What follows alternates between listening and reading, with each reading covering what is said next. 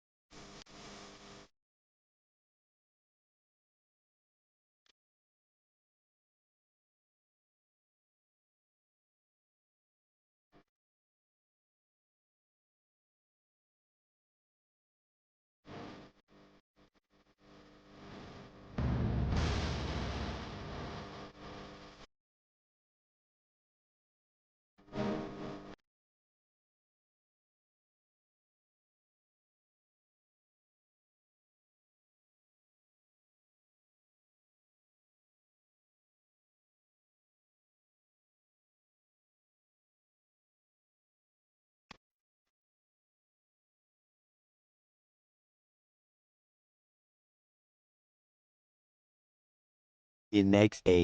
High, good morning. ঘুম থেকে উঠে আমি সকাল সকাল চান ঠান করে নিয়েছি, সেজে গুজে নিয়েছি, শাড়ি পরেছি। শাড়ি পরাটা একটু দেরিয়ে গেছে, বিকজ ফার্স্ট টাইম আমি একা একা শাড়ি পরেছি বিয়ের পর। তো শাড়িটা কেমন একটা হয়ে গেছে। যাই হোক, এত সেজে গুজে কোথায় যাচ্ছি? তো তোমরা জানো আমার বরের জন্মদিন, তো বাড়িতে রান্না বান্না হচ্ছে। আমি গিয়ে আমার বরের জন্য টুক করে একটা পুজো দিয়ে আসি বিপত্তারিণী মন্দির থেকে। এই হচ্ছে বিপত্তারিণী মন্দির, আমি প্রবেশ করছি। এখানে ছবি ভিডিও তোলা বারণ, তাই আমি এরপর আর কিছু ক্যামেরায় দেখাতে পারবো না।